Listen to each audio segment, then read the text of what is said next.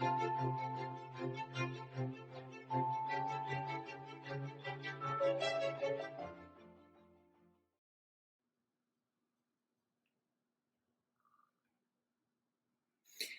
everyone, and welcome to Maximize Excellence. My name is Lori Harris, and I'll be your host today. I want to thank also Lynn Whitesell, who's in the audience today. She is my business partner, and we are managing partners of Harris Whitesell Consulting. She'll also be in the chat room as well. And also, I would like to thank our partner and producer, Brian Tard Barnett, who's the president of Bits and Pieces Production. Today, I'm excited to welcome our guest, Tom Morris. Dr. Tom Morris is a native of North Carolina and a graduate of UNC Chapel Hill, where he was Moorhead Keynes Scholar and the recipient of a double PhD from Yale University. He has gone from being the most popular professor at the University of Notre Dame, where he taught for 15 years, to now serving as the world's most active public philosopher, authoring over 30 books, including national business bestsellers, while bringing the wisdom of the ages to many of the biggest and most successful companies in the world in over 1,200 public talks. He is author of books like True Success, If Aristotle Ran General Motors, Philosophy for Dummies, If Harry Potter Ran General Electric, Socrates in Silicon Valley, The Oasis Within, and his newest book about challenge and change, difficulty and delight, which is called Plato's Lemonade Stand. Tom has work has been covered by television networks like ABC, NBC, CNN, and in most major newspapers and magazines around the world, including the New York Times and The Economist. His philosophical discoveries are changing lives and revolutionizing businesses all over the globe. He's also been described as the world's happiest philosopher. And I am just very joyful to have my friend and my joining us. You bet, Lori. It's great. It's great to be with you. You're doing some exciting things, and I'm just happy to be along for the ride today. All righty. So we're going to keep moving along here with the audio, Tom, and then our producer is working on getting the video to go live. So let's just kick in and get started, and we'll edit out all that airspace that we just had. How's that? That sounds good. Even though the philosophers did often advise a good amount of silence as a prelude to any useful philosophical chat. So we've done that. I would love to start with having you discuss and share with us one of your more recent philosophy books, which is the Plato's Lemonade Stand. Yeah. And you talk a lot, there's a lot of leadership insight in this book. Yeah. Why are these insights so important for maximizing excellence in leadership in this book? Well, it's an interesting thing. You go to business school to learn to be a leader, and you go to one of the top business schools in the country. And one of the things they hardly ever talk about is how to deal with disruptive change, how to deal with uncertainty, how to deal with failures and bad surprises. There aren't a lot of courses being offered future leaders about this kind of stuff. And I had given 2 or 3 talks to the leadership team of a major credit card bank years ago. And one day I got a call, and one of the top executives said, look, I don't know if you heard, but we're being bought by a much larger institution, and the sale is going to happen in just a few months.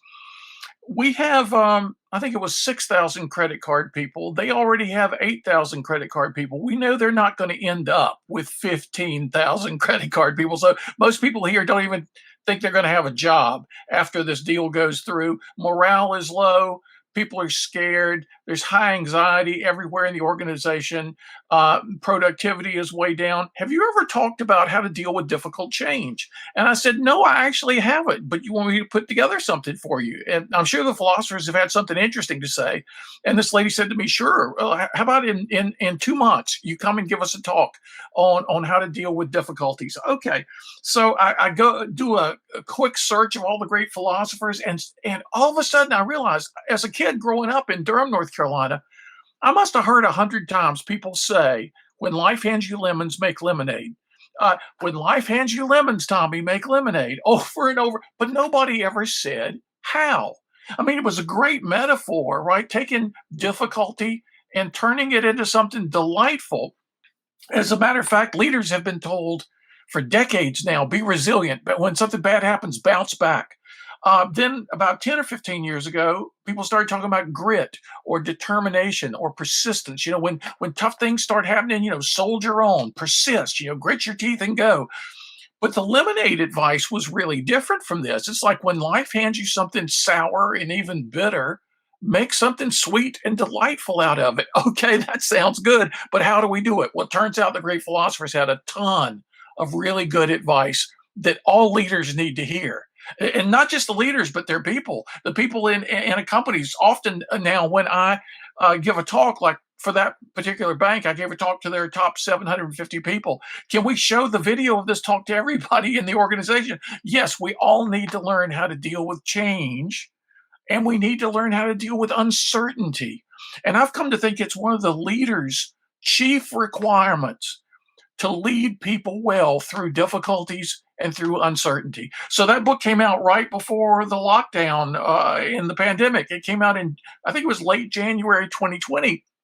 And within a month or two, people were saying, what are you, this genius that knew we were going to have this global pandemic and we needed to know how to deal with all this disruption? I said, look, I've been working on this book I've been writing it for 15 years. I've rewritten it 25 times. It's had 6 different titles. It was finally just ready to come out. So no, I'm not a genius at all, but I'm using the advice of a lot of people who were. And so the book has made a huge difference in the lives of a lot of people and a lot of companies since the pandemic started. It's been fun to be able to pass on this advice to people. It's made me feel very useful in a time when a lot of public speakers were sidelined due to all the big conventions being postponed or canceled. But I started doing Zooms right away. I started using all the other virtual media right away, and so I've been pretty busy working with companies since late March of 2020 in these virtual platforms, and we've seen it to be just as effective as the in-person meetings have been. And so, Tom, what I love in this book, by the way, because there's lots of analogies to, chewing on the lemons and digesting, Yeah, and yeah, it just goes on, and I'm finding the sugar and the dash of flavor. But what I love at the end is the tidbit that you share, and that is the active ingredients for the lemonade. It's the lemonade recipe. And yeah. in the end, you actually give us that recipe, but not only that, you also give us the preparation. And Yeah. why is preparation so key to maximizing excellence? Well, it's an interesting thing. Look at athletics, for example. Yeah. Any sporting event never just happens. People prepare for a long time in advance to take the most and make the most of the opportunity. Preparation in life seems to be one of the forgotten things. In fact, I had a little exchange on social media with people the other day that was really interesting. A friend of mine had suggested that we have this history in philosophy of saying, what would Socrates do? What would Aristotle do? What would Gandhi do? And a few years ago, in certain religious circles, it was, what would Jesus do? And people usually ask a question like this when they're facing a really difficult situation, right? What would my moral mentor do in this situation? What would my grandmother do? What would the person I admire the most in this world, what would he or she do? And I made the point that, suppose I'm playing a pickup basketball game it's not going too well for my team.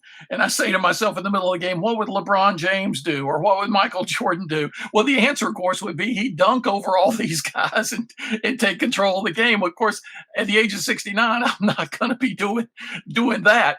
It's an interesting thing about what would Gandhi do or what would Socrates do. We usually ask it about a specific circumstance. Like the Christian question, what would Jesus do? Well, what he would do is he would pray a lot. He'd spend a lot of time alone. He'd hang out with like-minded people. He'd get his own thoughts straight, and he'd prepare himself for the situation. And often when we ask the question about our favorite moral mentor, what would Martin Luther King do here? Right? What would Lincoln do?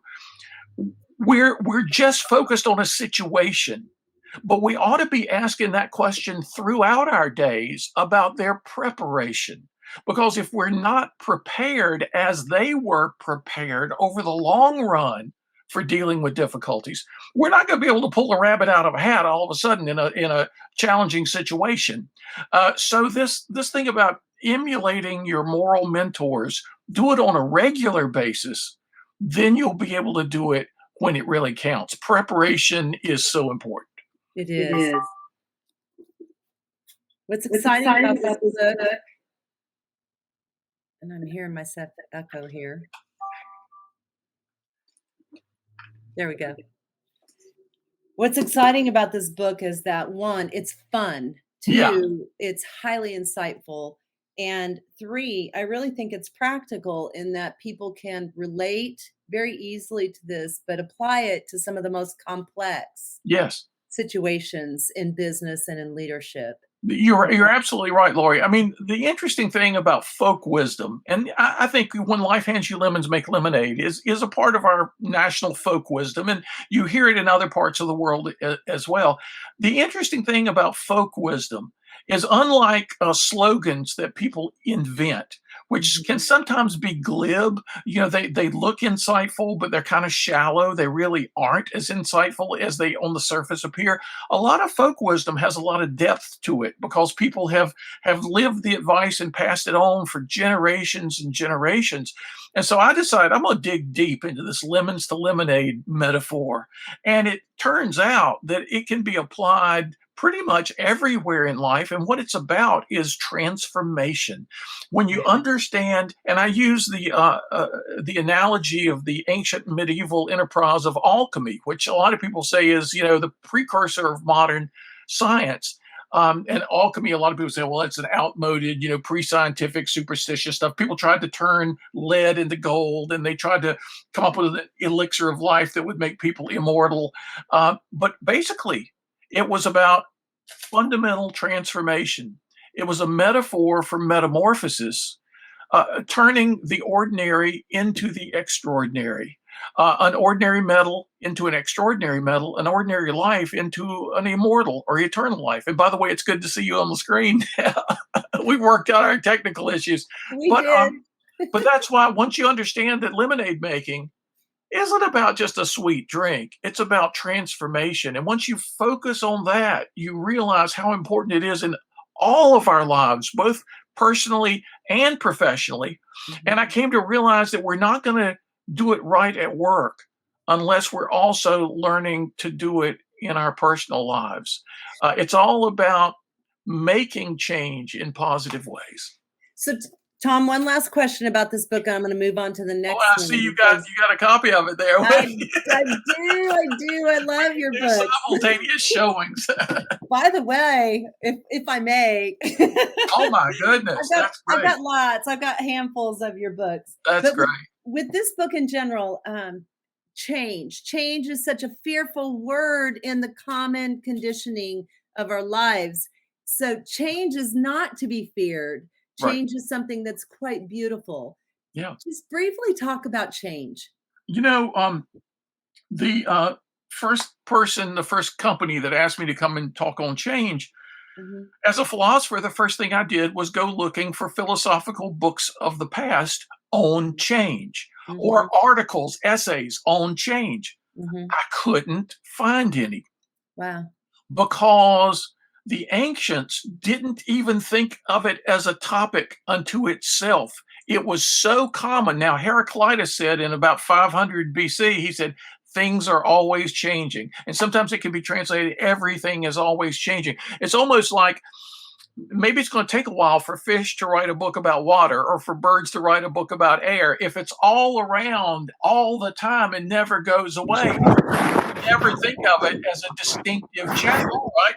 So the ancients would write books about the ups and downs of fortune, the ups and downs of life, the challenges that death can bring, the challenges that adventurers face as they go discover new parts of the world. In the ancient world, people were writing about topics like that, and you can distill from what they said about those challenges what applies generally to change. So there was in ancient China, the I Ching, the Book of Changes, but other than that, there was not a lot in the ancient world that was directly focused on change. That's why I, as a philosopher, had to do a lot of detective work.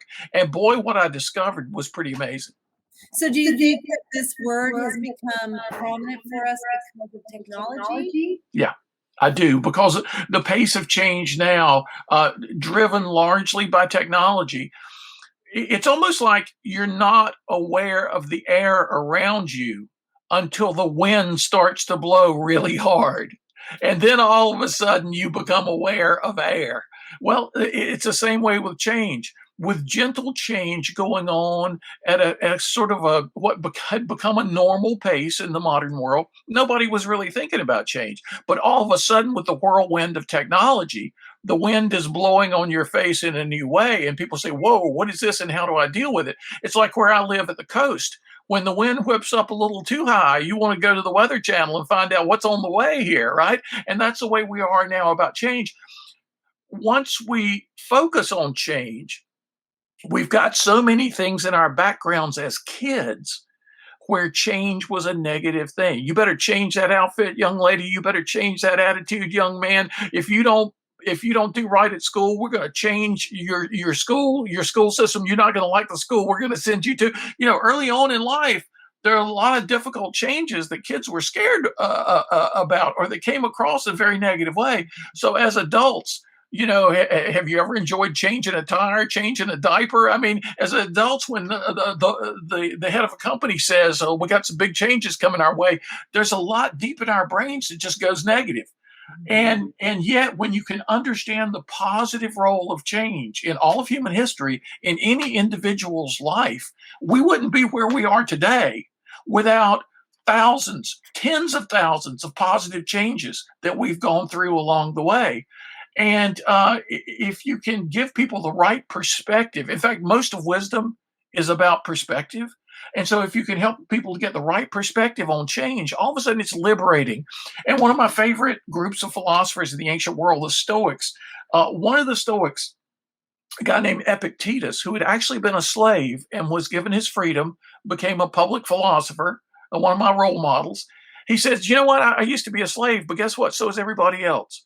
We're all enslaved to false beliefs and bad attitudes and emotions that aren't helpful. I, as a philosopher, want to help you free yourself from all those chains that enslave you right now and keep you from doing and being your best. What an attitude about what philosophy is, right? Yeah, I love it. So what I want to say now is I love also in your book about lemonade that you have built upon many of your other books. And one I want to point out is your book, True Success, A New Philosophy of Excellence. Oh, yeah. And in this book, I love this because you talk about a joyful approach to work, to love, and play that restores the missing ingredient in life. And with this book, this is the first book of yours that I bought personally. Oh, good. And I have your 7 C's card that I carry in my wallet Oh, that's still great. to this day. And in publishing this book, you became the first modern philosopher to grapple with the issues of success in business and life. viewed through the lens of ideas that have stood the test of time. So, what makes this book a favorite among your readers then and now? Because I can share with you why, but I want to hear Yeah, well, your. I have heard more people say about that book. I've read that book 12 times, or I've read that book 7 times. Or one time I was in a hotel lobby and a guy came up to me. Turns out he was one of the top executives from a global consulting firm. And he Mhm. said to me, he said, Professor Tom Morris. I said, yeah, yeah, that's me. And he said, I got to show you my wallet. And nobody had ever approached me in a public place and said, I got to show you my wallet. I thought, what is this? He pulls out his black leather wallet and he said, before he opens his wallet, he says to me, I've prided myself for many years only carrying 2 things in my wallet. I carry my driver's license, I carry a major credit card. That's all I carry. I don't have this big hulking thing, It's just 2 things, simplicity. But he said, I heard you 6 years ago talk about true success. You talked about 7 universal conditions for success. You gave out a laminated wallet card with those 7 C's of success on it. And he opens his wallet, and there are 3 things: driver's license, credit card, 7 C's card. Right. He says, that's how important these ideas are to me. And I Mhm. said, really? Tell me more about that. He said, basically, I've been living these things my whole life to get to the point I am right now in my global business. He said, but I didn't know how to articulate the ideas. As simple as they are, you put them into words for me. Now I can teach them to other people. I Mhm. can't just go, I don't have to just go looking around hoping to find people who do these things naturally like I did, but I can actually teach them to other people. So thank you for a simple framework of ideas that's teachable. So now I can not only have my own success, but bring everybody else along with me. I love it. And I one of the things in here is you talk about the seventh is the capacity to enjoy. Now, mind you, recently we are beginning to learn that we only need really about 20% of joy each and every day to really have contentment. Yeah, that's right. That's Right. right. And Yeah, and so and this is the big thing right now. Everybody wants that contentment. They want that feeling, right? But the 7 C's starts with conception, that yeah, wanting, that desire. And we end in that joy, that enjoyment, that yeah, contentment, that's right. and that capacity Yeah, that's and right. the journey for that. Yeah, it's so important. They're all linked to each other, these 7 Yeah. conditions for success. In fact, just a few days ago, I did a post across social media on some books I'd come across over the years because I've studied goal setting for 30 years now, 35 years maybe. And I occasionally come across a book, Living Without Goals or Goalless Living, where the author thinks that has been really impressed with a certain form of Zen Buddhism and thinks that to be a good Zen Buddhist, he's got to live without goals and just go with the flow and hope for the best and all this. And I've heard people worry during the pandemic about setting goals because they think, well, it's such a time of uncertainty. Such a time of disruptive change. Why should I lock myself into specific goals rather than just being open to whatever comes my way? And I said, look, goal setting is not about locking you down. It's about opening you up. Uh, it's not like it's an alternative to serendipity and synchronicity, but it's a way to go find serendipity and synchronicity. If Ben Franklin wanted to fly that kite and have lightning strike that little key or whatever, he's got to go out during the storm, right? Goal setting gets us going, gets us moving out into the world, and it's never engraved in stone. You can write it in erasable pencil what your goals are. They're not to stay with you necessarily the rest of your life. They're to get you moving, to get you going, and to establish a framework in your mind where you can notice things that cross your path that may be relevant to your own good, things you might not have noticed had you not had clear goals. So that first see a clear conception of what we want actually sets you up to enjoy for a process that can be enjoyed. And you're right, Lori, you don't have to live in a state of constant bliss. Nobody can do that. We're not built to do that. But if you can cultivate a capacity to enjoy what can be enjoyed on even a difficult day, that makes the day not so difficult as it would have otherwise been. And so in this book, what I love on page 281, you talk about the epilogue, the true success and meaning of life. Each of us has a lot to give to this world while we are here. That uniqueness. Right now, we are living in this this conversation of diversity, inclusion, belonging, justice. Right now, that's very powerful. People are coming into better understanding themselves, their strengths, their motivators, their types. People data is becoming very relevant these days to help people shift and move through these 7 C's. Oh my gosh, it's so beautiful. Yeah. And why now, Tom? Why We now? Why? It Why is is interesting, right? That people are being shaken up out yeah. of too many people seem to sleepwalk through their lives. And you can only do that when there aren't obstacles in your way, right? If you're a sleepwalker and you keep knocking over chairs and tables, you're not going to stay asleep. Well, the thing is about what we're going through right now is that a lot of people have been shaken up. A lot of people have been awakened. I have a friend who coaches a lot of presidents of companies. And he said that for the first few years, all he did was bring me your problems and I'll help you solve them. And then he started to see patterns amongst the problems that presidents of companies would bring him, both professional and personal problems. And he said, you know what? It didn't take me long to realize it all comes down to self knowledge, self awareness, and self management. And he said, if you're more aware of who you are and you manage that well, you're going to avoid most of the problems that people bring to me. So I think we're going through a time where people have been thrown back on themselves and their own resources in ways they're not accustomed to. They've become a little more self-aware. A lot of people I know, and they're becoming more self-managing because they don't have their normal routines to kind of give them, the channels through which they flow. They've got to create their own, routines during the pandemic. And, those 7 C's of success. When I wrote the book True Success, it was my first non-academic book of philosophy, my first sort of broad book. I launched it on Live with Regis and Kathy Lee, and I was on a book tour all over the country. People were getting really excited about it. Well, I gave so many talks on that topic that about 2 or 3 or 4 years later, I realized, you know what? There's a skill or an art associated with each of these conditions. So I ended up writing the book, The Art of Achievement. And a lady who had reviewed the book for a big financial publication, she called me up and she said, hey, they asked me I had reviewed True Success, and I had seen her review of True Success. It was a great, deep understanding of the book True Success. She had done a great job.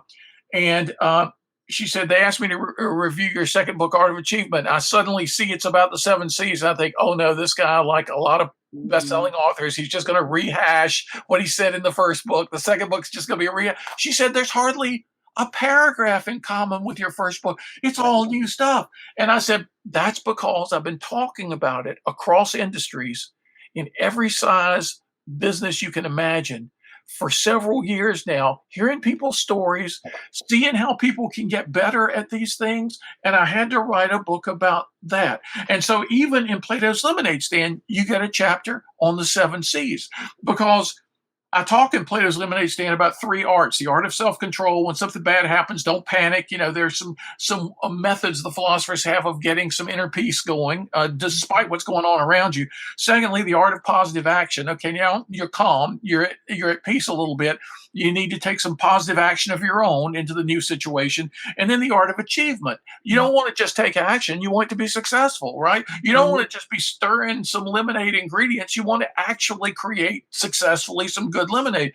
So the 7 C's bear out in this. So there's a short chapter on the 7 C's even in this book. And again, there'll be some things that I'll say. For example, when I was writing my novels, which is another story, they came to me like a movie playing in my head. All I did was type fast. But one of the characters in the novels talks about the 7 C's and says things I had never thought of about these conditions for success. It looks like we shop at the same bookstore. But, I'm a big fan. Yeah, well, good. I'm pleased to hear that. So amazing. So these things have been transformative for me, and I hope they have been for you as well. Yeah.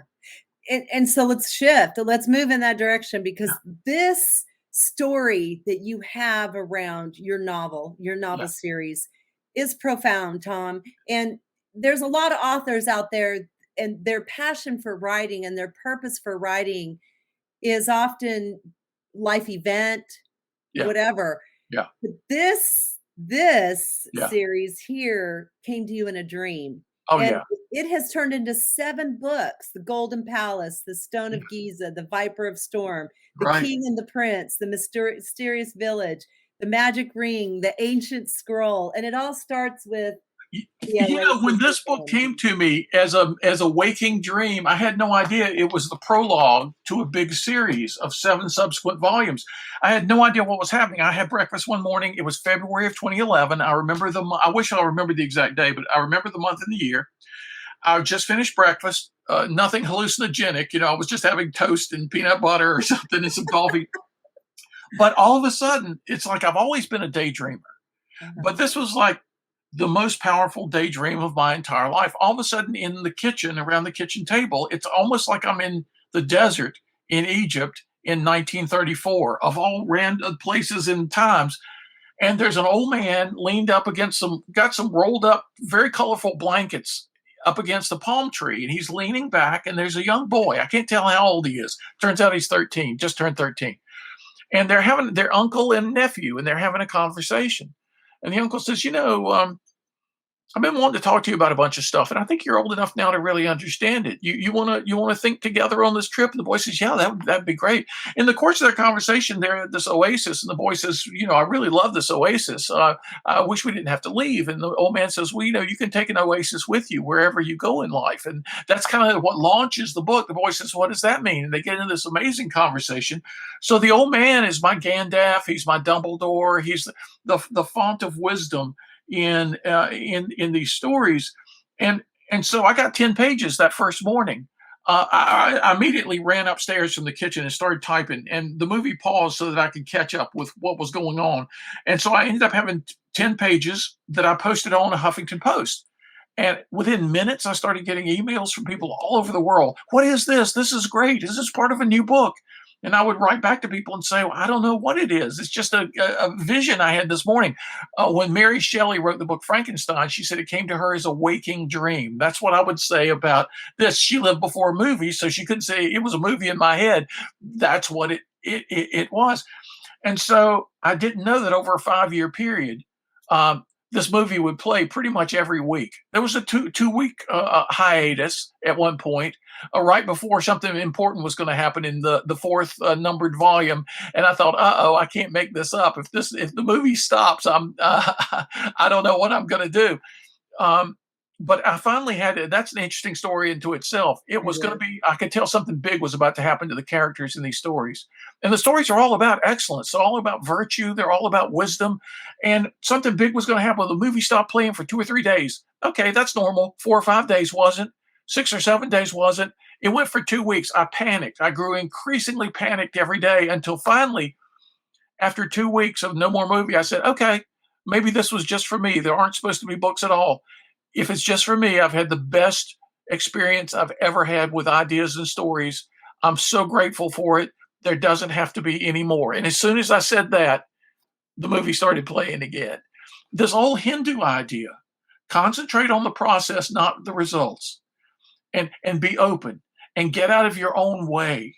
Yeah. Allow things to happen. You don't always have to be making things happen. Sometimes you need to allow things. Tom, in this series, what I love is he learns the value of people. Yeah, He really, as he grows and as he experiences and yeah, as he journeys, he connects and he loves, yeah, and he also discovers his own beauty and his own loves and his yeah. own strengths. That's But right. what's really beautiful is how he maximizes those relationships. Oh, it plugs into, and of course, I didn't have any intentions about this at all. My intention was just to do what I was supposed to do and write all this Yeah, down. yeah, Uh, but now that I reread the stories, I see one of the greatest themes in all of human literature has been the power of partnership. Even Aristotle, in his book, The Politics, you can distill a formula for human greatness. It's people, plural, in partnership, a certain relationship with a shared purpose. People in partnership for a shared purpose. That's the simple formula you can distill from Aristotle, and that ends up being the formula of my books. Nobody is a hero by himself or herself. There's some really important women characters in the books that end up being some of my most important, some of my favorite characters in the stories. But there are people who are maximizing their personal power in ways that most of us only dream about, and that gave rise to superhero movies and all that. But there's more in us than we tend to think. That's why we have always loved the stories of the supernatural and the stories of the comic book heroes, because we have this deep suspicion we're capable of much more than we're ordinarily called upon to give. We're capable of much more than we tend to think we can give. Right. And the books kind of open us up. As you get deeper into the series, things begin to happen that you would never have believed early in the series. But by then, you know the characters well enough to say, oh, I get it. She can do that. Mhm. She's capable of that. And there's Mhm. these wonderful things that I think empower readers Mhm. to think differently about the synchronicities and serendipities and coincidences of their lives and the people whose paths they cross and who come into their lives. These are all opportunities we need to be making the most of, and not just kind of blithely flowing along down the river, kind of waving at things as we go by and hoping for the best. But we can actually set goals together that change the world. And Mhm. that's the ultimate lesson of Plato's lemonade stand, not just dealing with the change that comes to us, but making the change that only we can make. And so we're gonna be wrapping up here. I got a couple more questions. Sure. Motivate us. What can we look forward to with some of your upcoming work? Oh, I've got I finished two books during the pandemic that one I'd written for 30 years on and off. It's called The Wisdom Collector: Making Your Way in an Uncertain World. It collects all the practical wisdom from the Tao Te Ching, from the Analects of Confucius, across cultures through the centuries, and brings it all together. So you see the seven C's everywhere. I don't make up these frameworks of ideas. That book was generated by people saying, "Where'd you get these ideas about success in your book, True Success?" Well, here's the original stuff.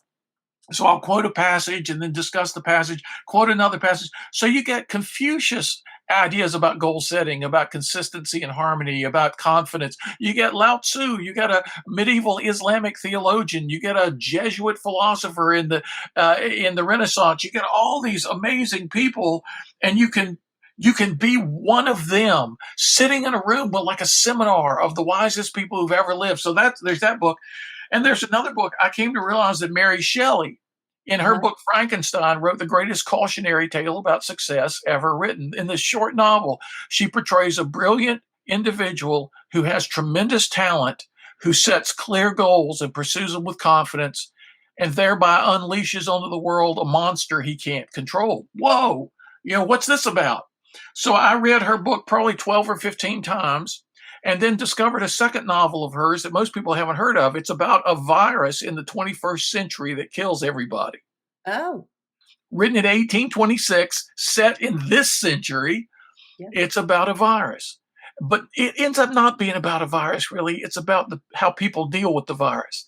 And it's about the same personality characteristics you can see in Mr. Frankenstein, Victor Frankenstein, the Uh-huh. laboratory scientist. It ends up preparing us for AI, for genetic engineering, for all kinds of stuff that we face in our lives. And it prepares us for more than that. Why do smart people do stupid things? Why do so many leaders in our time do self destructive and damaging things? Well, Mary Shelley seemed to understand, because she was around a lot of exceptional people in her time who, with the wrong motives, means, and methods, took their tremendous talent and created havoc in the world, chaos in the Mhm. world. So my Mhm. book is called The Frankenstein Factor: Monster Success and Massive Failure, and it's about how to avoid that in our own businesses and our own lives. So when do these come out? When can we Well, my agent is showing The Frankenstein Factor around to publishers right now, and nice. the Wisdom Collector will be shortly after that. But there's another book I'm starting this month, and that's a book about how uncertainty can be a gift in our lives. So Ooh, I'm excited about all these ideas. I love it. Well, I look forward to it, and as always, I'll keep in touch with that. So, let's end this. I want you to give 3 actions leaders can take today to begin to maximize excellence. Yeah. First of all, read books. Yeah. And they don't have to be mine, but I would highly recommend. But it's almost like you want to say read more, but read carefully, right? Read well. It's almost like, you got to eat, but eat carefully, eat well, right? Same thing with reading. The leaders I know who make the wisest decisions have experienced not just business books or not just philosophers' books, but good fiction, like my novels. Fiction, I think it was a Google study that reading fiction creates empathy like nothing else. It sparks the imagination. It sparks a sense of empathy for what people's lives are like from the inside out. So I would recommend that leaders read not just nonfiction, not just leadership books, not just business books, but other kinds of books, right? Psychology and philosophy and history, but read fiction. Very few leaders that I know make it a practice to work in some good novels. I mean, Jane Austen alone will teach you how not to rush to judgment about other people. Right. Her characters are always misinterpreting people's thoughts and actions and words. And you, as a leader, you have to learn sometimes to sit back and put it on pause, not to rush to judgment about what's going on in the mind of another person. So I'd say read more and read fiction. I'd say engage more in self-reflection and not only to learn about yourself from what you can discover, but listen to what other people are trying to tell you about you.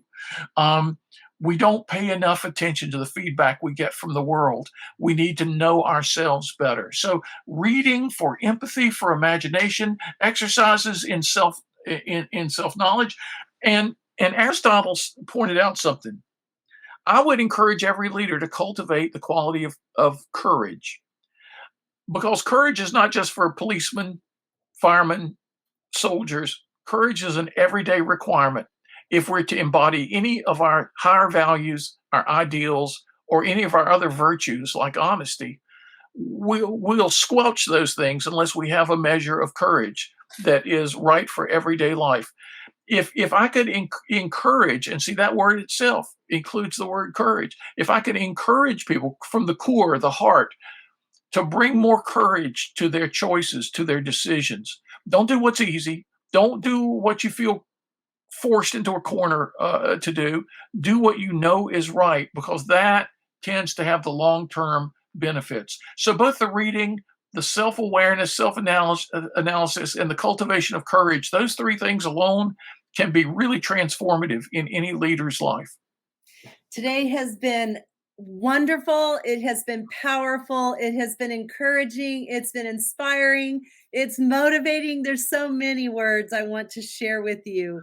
Tom, we want to absolutely thank you for coming on to Maximize Excellence. You are one of our early interviews in this process of getting out there and sharing with the world how powerful talent management is in business Yeah, it and is. leadership in general, the power of leadership. And when we learn that it's not who we are but what we do, Yeah, that's right. Absolutely right. When I right? when I first got into what I'm doing now in the mid '90s, I realized everybody was talking about product quality or process efficiency. Nobody was talking about the spirit of the people who do the work, and that is so vital. Nothing else is going to work unless we have good people who believe in what they're doing and are trying to maximize their energies and their activities every day. People in partnership for a shared purpose. That's powerful. So, how might people connect with you? We've got your website up here, but how else can people connect with you and philosophize with Yeah, you yeah. I'm and on social enjoy media. you? I'm on social media almost every day: LinkedIn, Facebook, Twitter, sometimes Instagram. But Tom V, as in Victor, TomVMorris.com. My website is where they can click on those social media links and they can contact me. There's a contact page. I'd love to be of service to anyone who's watching this podcast. Free advice: come to a philosopher, right? Or you could have me come in and work with your leadership team, or by Zoom at this point, or whatever. I love interacting with people because Mhm. I want somebody to ask me, why do you read so many emails every day yourself? And I said, if I just read Plato and Aristotle but didn't read what people were going through right now, I'd have half the formula. I have to understand what people are going through. I can help them, but they can also help me. And I will share with our audience out there and those that get to watch this down the road. I will share with you that my experience with you has been minimal, but highly impactful. Oh, that's And great. every time I've ever asked to meet with you or talk with you or share with you, you have made yourself available. And for Tom, I'm great. My gratitude and the level of appreciation it's deep and wide for me. There are a few people in this world that share leadership, that Mm. share out Hmm. and that gift out their talents, their expertise. And you are a role model for that. So thank you. And Yeah. you truly are our modern day philosopher in my mind, in our minds. Well, it's a And I blessing just, for me. Thank you, Lori, for saying that. yes, thank you again. And for everyone that's out there, I want you to think about this. At the end of each and every day, are you able to ask this one question? And that is, did I do my best today to maximize excellence? And so thank you, everyone, and have a great, great day. Yeah. Thank you for tuning in to another episode of Maximize Excellence. Visit our events page on our website for details on upcoming podcasts and visit our YouTube channel to listen to past episodes. And remember to ask yourself at the end of each day, did I do my best to maximize excellence today? That was fun.